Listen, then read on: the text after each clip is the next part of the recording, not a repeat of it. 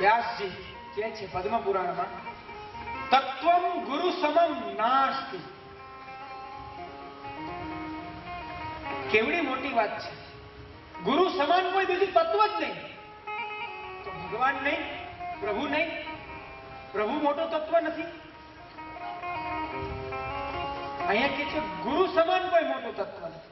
આટલી મોટી વાત કેવી એ પણ એક સામાન્ય વાત નથી. એ કેવા વાળા કોણ છે? વ્યાસજી અર્થાત ભગવાનના જ્ઞાનાવતાર, જેણે શ્લોકોની રચના કરી એના જીવનમાં 4 લાખ શ્લોકો. એ તમને ખબર છે બધા પુરાણો કેવી રીતના લખાણા? ચાલો કહો, અવસર આવ્યો છે તો.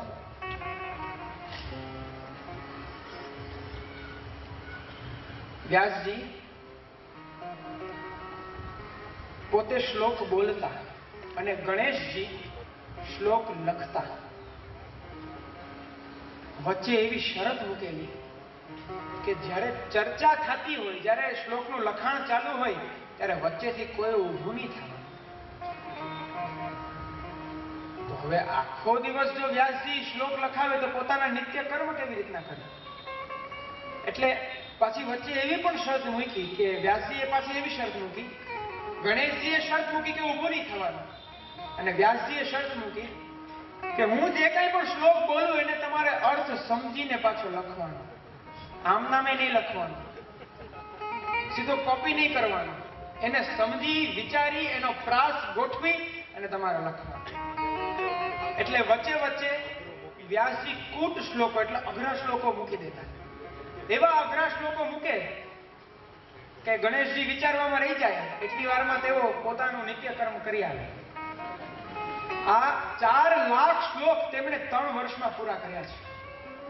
હું તમને એ બતાવવા માંગુ છું, જે વ્યાસજી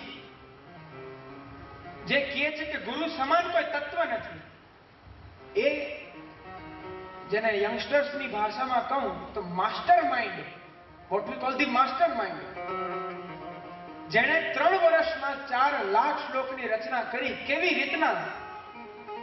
એમાં 8800 કૂટ શ્લોક છે, અઘરા શ્લોક, જે વિચારમાં આપી જતા અને પોતે પોતાનો નિત્ય ક્રમ કર્યા હતા. 1 વર્ષમાં તેમણે 1,33,333 શ્લોક લખ્યા. 1 મહિનામાં 11,111 શ્લોક લખ્યા. 1 દિવસમાં 370 શ્લોક લખ્યા. 1 કલાકમાં 15 શ્લોક લખ્યા. 4 મિનિટમાં 1 શ્લોક લખ્યો. આ પ્રકારે જે વ્યક્તિએ આટલું ગહન શાસ્ત્રનો અભ્યાસ કરી, જ્યારે કહેતા હોય તત્વમ ગુરુ સમમ નાસ્તિ, પછી એમાં શંકા કરવાની નથી હોતી. પ્રિયજનો, આપણે બધા ગુરુમાં પણ દોષ જોઈએ છીએ, વૈષ્ણવોમાં પણ દોષ જોઈએ છીએ. એક પ્રસંગ છે નારદજીનો, હું ઘણીવાર મારા પ્રવચનમાં કહું છું, પરંતુ એ પ્રસંગ કહીશ તો આજનો સમય આમ પૂર્ણ થઈ જશે. હું કાલે પ્રારંભમાં જ કહી દઈશ.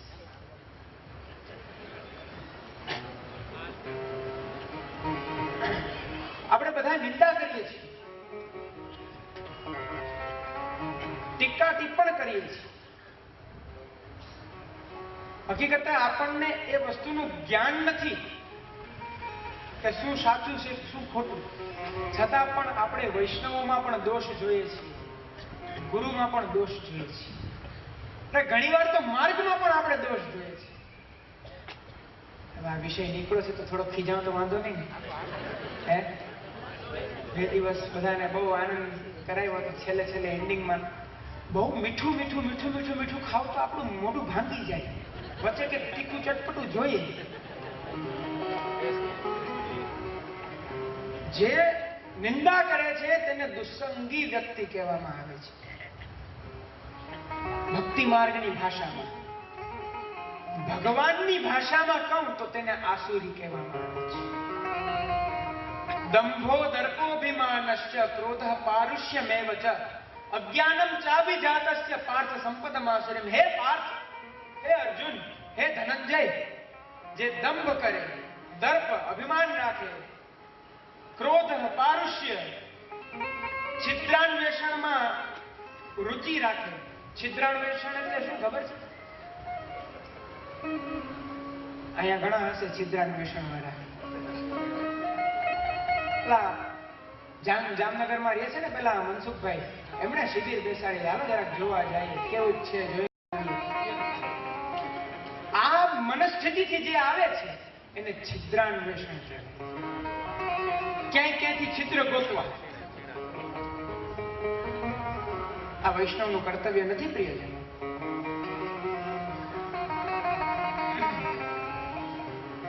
તો આ પ્રકારનું દંભ, દર્પ, અભિમાન, ક્રોધ, પારુષ્ય વગેરે જે કાંઈ પણ ગુણો છે તે આસુરી જીવના છે. આસુરી જીવ, જેને દુસ્સંગી કહેવામાં આવે. ભક્તિ માર્ગની ભાષામાં દુસ્સંગી, ભગવાનની ભાષામાં આસુરી, મારી ભાષામાં મૂર્ખ. એના લક્ષણો છે. આમાં હું તારી કરવાની, સાંભળો ને. એના લક્ષણો છે. અગ્ન સુખમારાધ્ય, સુખતર મારાધ્યતે વિશેષજ્ઞ, જ્ઞાનલવ દુર્વિદગ્ધમ બ્રહ્માપી તમ નરમ નરંજયતિ. અગ્ન સુખમારાધ્ય, જે અભણ વ્યક્તિ છે ને, જે નિરક્ષર હોય, એને સુખની પ્રાપ્તિ થાય. એને કોઈ પણ પ્રકારની ચિંતા ન રહે, કોઈ પણ પ્રકારનો ક્લેશ નહીં. બસ આનંદથી આહાર લેવો, નિદ્રા કરવી, જાગવું, આહાર લેવો, નિદ્રા કરવી. એકદમ આરામદાયક એમનું જીવન હોય છે. અગ્ન સુખમાં આરાધ્ય, સુખને પ્રાપ્ત કરે.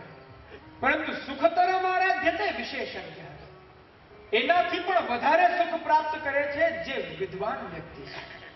કારણ એની વિદ્વત્તાના કારણે પોતાના યશનો વિસ્તાર કરે છે. અને એ યશના વિસ્તારને એને વિસ્તારીને પોતાના યશને માણીને આનંદમાં રહે છે. પરંતુ જ્ઞાન લવ દુર્વિદગ્ધમ, જે થોડુંક જાણે છે, અર્થાત જેને પૂર્ણ પણ ન કહેવાય અને અલ્પ પણ ન કહેવાય, અધકચરો, અધૂરો એવો જે વ્યક્તિ છે, બ્રહ્માપી તમ નરમ નરમ, જો કદાચ બ્રહ્મા પણ અહીંયા પ્રકટ થઈને એને રાજી કરવા ઈચ્છે ને તો એને ન કરી શકે. આવા દુસ્સંગી વ્યક્તિ, જેને મૂર્ખ કહેવામાં આવ્યા, એના માટે શાસ્ત્રમાં ઘણા બધા પ્રમાણો છે. તમને આપું. લભેત સિકતાસુ તૈલમપી યત્નતઃ પીડય. તમે ધારશો ને, યત્ન કરશો ને, પ્રયત્ન કરશો ને, તો સિકતા અર્થાત રેતી, રેતીને પણ પીલીને તમે તેલ કાઢી શકશો.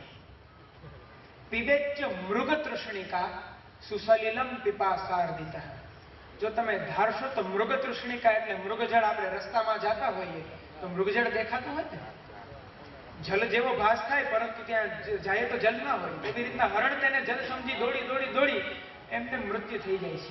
એટલે એને મૃગ તૃષ્ણિકા કહેવામાં આવ્યું. તમે પ્રયત્ન કરશો તો તે મૃગ તૃષ્ણિકામાંથી પણ જલ કાઢી શકશો. કદાચિદપી પર્યટન શશ વિષાણ માસાદય. સિંગડાવાળા સસલા જોયા છે? જો તમે પર્યટન, જો પ્રયત્ન કરીને ફરશો તો કદાચ તમને સિંગડાવાળા સસલા પણ મળશે. પરંતુ નતુ પ્રતિનિવિષ્ટ મૂર્ખ જનચિત્તમ આરાધે. તમે ગમે તેટલો પ્રયત્ન કરો, મૂર્ખના ચિત્તને, દુસંગીના હૃદયને તમે પરિવર્તિત નહીં કરી શકો. હજી સાંભળો સાંભળો, પછી તાળી પાડજો. અમુક સમજી ગયા છે. પ્રસહ્યમણિ મુદ્ધરેન મકર વક્ર દંશાંતરાત સમુદ્રમપી સંતરે પ્રચલ દુર્મિમાલાકુલમ. જો તમે ધારશો તો મગરના મુખમાં મણી મૂકી શકશો, મૂકીને લઈ પણ શકશો. એવું ક્યાંય કરતા નહીં. સમુદ્રમપી સંતરે પ્રચલ દુર્મિમાલાકુલમ. જ્યારે સમુદ્રની અંદર, એ સમુદ્રની જે દુર્મિમાલા છે, એની જે તરંગો છે, એ કદાચ અતિ દુસ્તર થઈ ગઈ હોય, જેમાં મોટા મોટા વાણો પણ જો ડૂબી જતા હોય, જો તમે ધારશો તો એવા તોફાની સમુદ્રને પણ તમે પાર કરી શકશો. ભુજંગમપી કોપિતમ શિરસી પુષ્પવદ્ધારયે. જો તમે ધારશો ને તો ખીજાયેલા સર્પને પણ તમે ફૂલની જેમ માથામાં ચડાવી શકશો. પરંતુ નતુ પ્રતિનિવિષ્ટ મૂર્ખ જનચિત્તમ આરાધે. તમે એવા દુસંગી જીવ, એવા જે મૂર્ખ છે, એના હૃદયને પરિવર્તિત નહીં કરી શકો. એની પાસે જશો, તમારા હૃદયમાં જે ભાવ હશે તે ભાવનો તો નાશ થશે, પરંતુ એનામાં જે દુર્ગુણો છે તે પણ તમારી અંદર આવશે. માટે દુસંગીઓનો ત્યાગ કરજો. હું તમને એક વાત કહું, તમે નિંદા કરશો તો કેની કરશો? કેની નિંદા કરશો? એના ઉપર એક પ્રસંગ કહું તમને. પ્રજાપતિ દક્ષ ઓળખો? ભાગવતમાં આવે, જેનાથી મનુષ્ય આદિ બધી પ્રજા ઉત્પન્ન થઈ. તે પ્રજાપતિ દક્ષ એક દિવસ જ્યારે તેમને ભગવદ આજ્ઞાથી બ્રહ્માજીએ પ્રકટ કર્યા. જોજો, આ બહુ ગૂઢ વાત છે.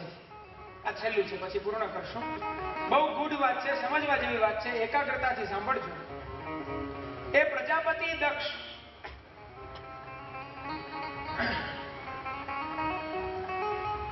જ્યારે ભગવદ આજ્ઞા થઈ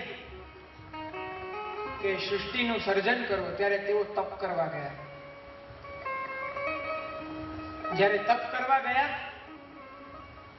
તપ કરતા કરતા કરતા કરતા પ્રભુ પ્રસન્ન થયા, પ્રકટ થયા.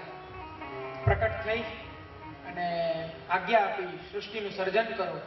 અને એમના પછી તપોબલથી તેમણે હર્યશ્વો નામના 10,000 પુત્રોને ઉત્પન્ન કર્યા. હર્યશ્વો છઠ્ઠા સ્કંદમાં એનો પ્રસંગ આવે છે.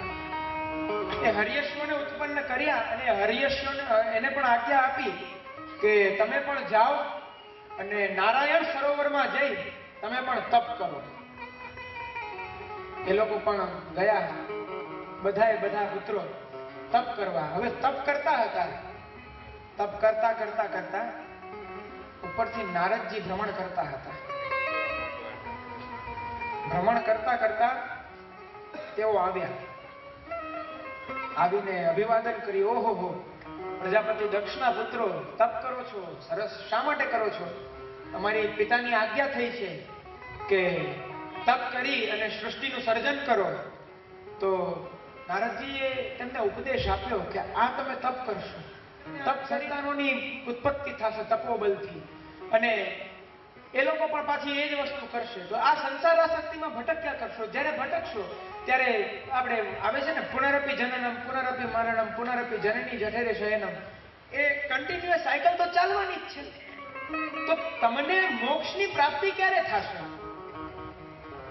પેલા પુત્રો તો બધા હવે નારાયણ સરોવરમાં જ્યારે એમને સ્નાન કર્યું અને જ્યારે તપ ચાલુ કર્યું ત્યારે જ એમનું મન તો શુદ્ધ થઈ ગયું હતું. કેવલ એક ઈશારાની જરૂર હતી.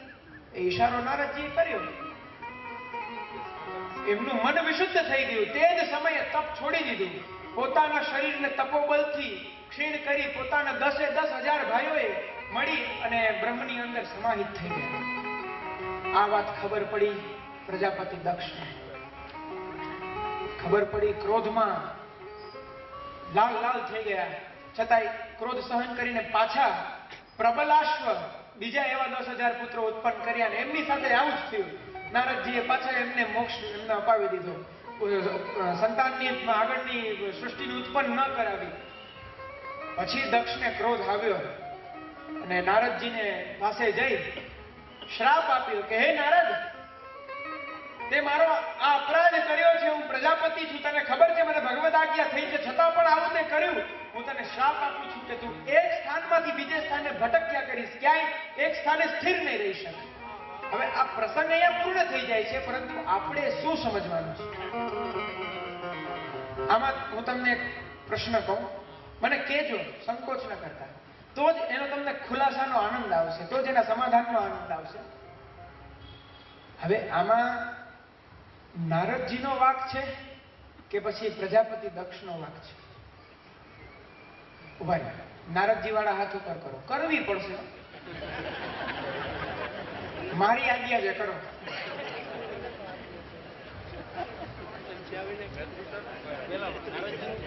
એક છે ને બહુ સરસ એક કહેવત છે, કેસર કી કીની વાડ વામે અંબર કો ક્યારો કિયો. એક ખેતર હોય, ખેતર, એને તમે કેસરની એની વાડ બનાવો, અંબરનો ક્યારો કરો, અને સાદું જલ નહીં, वामे यमुना जल सींचो फिर भी रही प्याज की प्याज।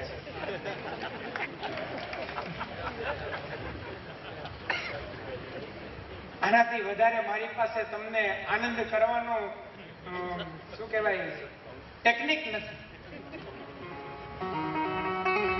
હવે પ્રજાપતિ દક્ષ વાળા હાથ ઉપર કરો એનો વાક કદાચ કે નારદજી નો. હાલો ઠીક છે, કાંઈ વાંધો નહીં, તમે બધા દૂધપાકમાં જ રહ્યા છો ને એમાં જ રહેશો. હવે આનું સમાધાન કરું. જો તમે દક્ષનો વાક કાઢો તો પણ તમારો મુખરતા દોષ ને તમને ઘોર અપરાધ લાગે.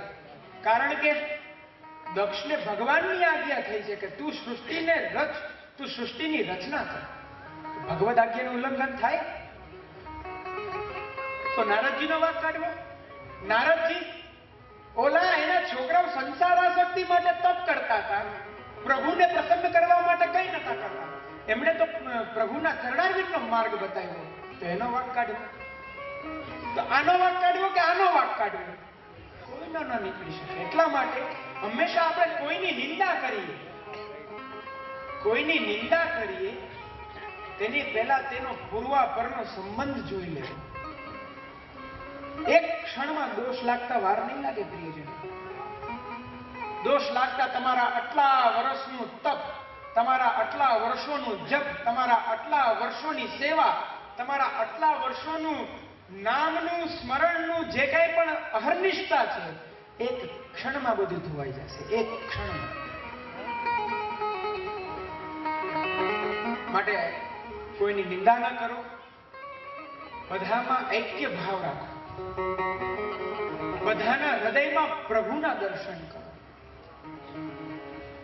તો આજે આપણે 8 અંગમાંથી 4 અંગ જોયા છે. ચોથો અંગ હજી આચાર્ય પરંપરા, તે હજી અધૂરો છે, તેને કાલે પૂર્ણ કરીશું.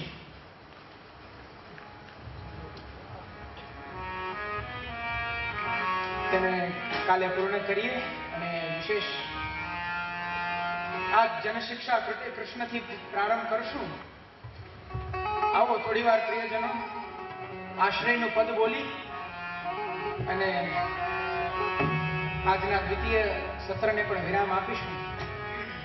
બધા આનંદથી ભાવથી આશ્રયનું પદ બોલવું. જો આશ્રયનું પદ ભાવથી બોલવાનું તાત્પર્ય એ છે, તમે જે કાંઈ પણ શ્રવણ કર્યું એ શ્રવણ શ્રી વલ્લભના ચરણારવિંદમાં સમર્પીએ ને